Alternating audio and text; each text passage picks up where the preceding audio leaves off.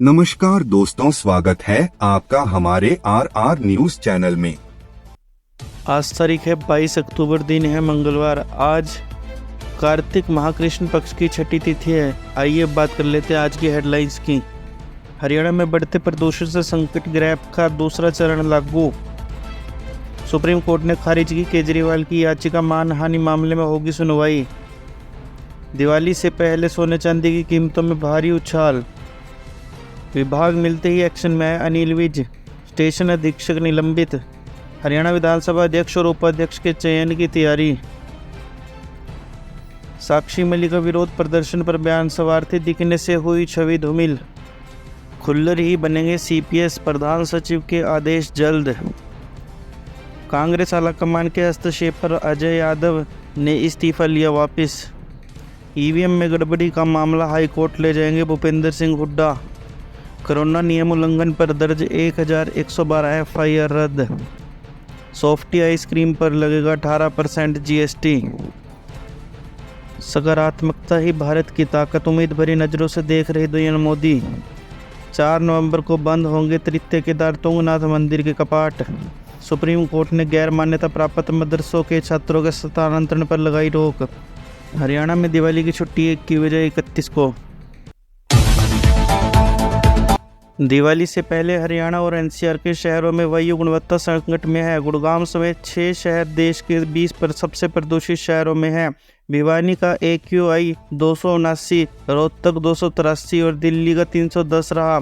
सोमवार को दिल्ली में कुछ जगहों पर AQI 500 के पार हो गया। प्रदूषण नियंत्रण के तहत हरियाणा के 14 जिलों और दिल्ली में ग्रैप का दूसरा चरण लागू किया गया। प्रधानमंत्री नरेंद्र मोदी की डिग्री पर टिप्पणी को लेकर दर्ज मानहानि मामले में अरविंद केजरीवाल और संजय सिंह को गुजरात की अदालत में आपराधिक कार्यवाही का सामना करना पड़ेगा। सुप्रीम कोर्ट ने इस मामले में गुजरात की मेट्रोपॉलिटन अदालत द्वारा जारी समन को रद्द करने की मांग वाली केजरीवाल की याचिका खारिज कर दी। दिवाली की मजबूत मांग के चलते सोने और चांदी की कीमतें रिकॉर्ड स्तर पर पहुंच गई है। दिल्ली सराफा बाजार में सोना 750 रुपये महंगा होकर 80,650 रुपये प्रति 10 ग्राम पर बंद हुआ।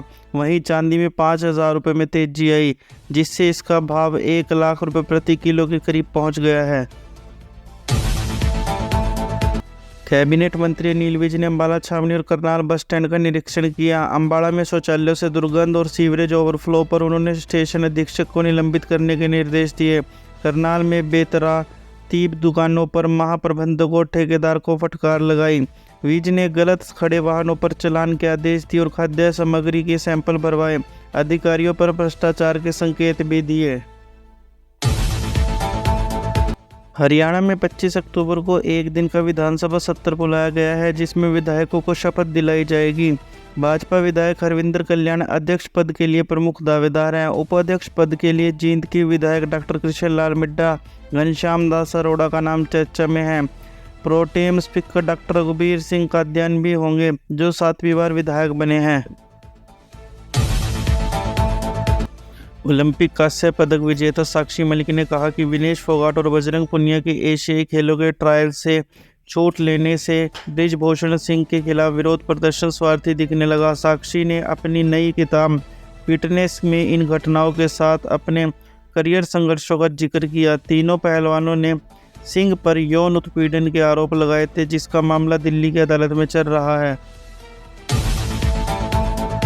मुख्यमंत्री सैनी ने मंत्रियों को विभाग बांटने के बाद अब सीएमओ में अधिकारियों की नियुक्ति पर ध्यान केंद्रित किया है। दिल्ली दौरे में उन्होंने भाजपा आलाकमान से मुलाकात की और नियुक्तियों पर चर्चा की। मुख्य सचिव 31 अक्टूबर को रिटायर हो रहे हैं और वी उमाशंकर के स्थान पर नए प्रधान सचिव की जल्द नियुक्ति संभावित है। पूर्व मंत्री कैप्टन अजय यादव ने कांग्रेस आलाकमान के कहने पर अपना इस्तीफा वापस ले लिया है। उन्होंने प्रेस वार्ता में कहा कि ओबीसी को पार्टी में कम प्रतिनिधित्व मिलने से वे आहत है। उन्होंने राहुल गांधी से ओबीसी के मुद्दों पर चर्चा की, जिसमें जातिगत जनगणना और क्रीमी लेयर की आय सीमा बढ़ाने जैसी मांगें शामिल है। पार्टी ने उनकी बातों पर विचार करने का आश्वासन दिया है। हरियाणा विधानसभा चुनाव में कांग्रेस की हार पर पूर्व मुख्यमंत्री भूपेंद्र सिंह हुड्डा ने कहा कि वे चुनाव आयोग के जवाब का इंतजार कर रहे हैं, जरूरत पड़ने पर कोर्ट भी जाएंगे। हुड्डा ने पटना में बिहार के पहले मुख्यमंत्री स्वर्गीय कृष्ण सिंह के जयंती समारोह में शिरकत के दौरान कहा कि पार्टी चुनावी नतीजों पर गहन मंथन कर रही है। पंजाब एवं हरियाणा हाई कोर्ट ने कोविड प्रोटोकॉल के उल्लंघन पर दर्ज 1112 एफआईआर को रद्द करने का आदेश दिया है। इसमें पंजाब से 559, हरियाणा से 169 और चंडीगढ़ से 84 केस शामिल है। हाई कोर्ट ने माना है कि महामारी का समय बीत चुका है और अदालतों में अनावश्यक रूप से लंबित इन मामलों से कामकाज प्रभावित हो रहा था, इसलिए इन्हें रद्द कर दिया गया। राजस्थान की अग्रिम निर्णय प्राधिकरण ने वेनिला स्वाद में तैयार सॉफ्टी आइसक्रीम को डेयरी उत्पाद नहीं माना है। इसके लिए 18% जीएसटी लगाने का निर्णय लिया गया है। वीआरबी कंज्यूमर प्रोडक्ट्स ने इस पर एआर से जानकारी मांगी है। आइसक्रीम में 61% चीनी और 34% दूध के ठोस पदार्थ शामिल हैं, जो इसके निर्माण में महत्वपूर्ण है। प्रधानमंत्री नरेंद्र मोदी ने कहा कि वैश्विक उथल पुथल के बीच भारत की उम्मीद की एक किरण बनकर उभरा है। उन्होंने कहा कि पिछले 4-5 वर्षों में कई चुनौतियों का सामना करते हुए भारत हर क्षेत्र में तेजी से प्रगति कर रहा है। कोविड-19, महंगाई और जलवायु परिवर्तन जैसी समस्याओं के बावजूद भारत की शताब्दी पर चर्चा हो रही है, जो इस सकारात्मक तस्वीर को प्रस्तुत करती है। तुंगनाथ मंदिर के कपाट 4 नवंबर को बंद होंगे। भगवान तुंगनाथ की डोली 7 नवंबर को ओंकारेश्वर मंदिर में स्थानांतरित की जाएगी। यात्रा इस वर्ष 10 मई को शुरू हुई थी, जिसमें अब तक 1.20 लाख से अधिक श्रद्धालुओं ने दर्शन किए हैं। जैसा कि श्री बद्रीनाथ केदारनाथ मंदिर समिति के मीडिया प्रभारी डॉक्टर हरीश चंद्र गौड़ ने बताया। सुप्रीम कोर्ट ने गैर मान्यता प्राप्त मदरसों के छात्रों को सरकारी स्कूलों में स्थानांतरित करने के आदेश पर रोक लगा दी है। कोर्ट ने राज्य को एनसीपीआर के पत्रों का पालन न करने का निर्देश दिया है। मुस्लिम संगठन जमीयत उलमा ए हिंद ने यूपी और त्रिपुरा सरकार की कार्रवाई को चुनौती दी थी। शीर्ष अदालत ने संबंधित निर्देशों पर रोक लगाते हुए अन्य राज्यों को भी याचिका में शामिल करने का निर्देश दिया। हरियाणा सरकार ने दिवाली के अवसर पर 1 नवंबर 2024 के बजाय 31 अक्टूबर 2024 को राजपात्रिकावकाश की घोषणा की है।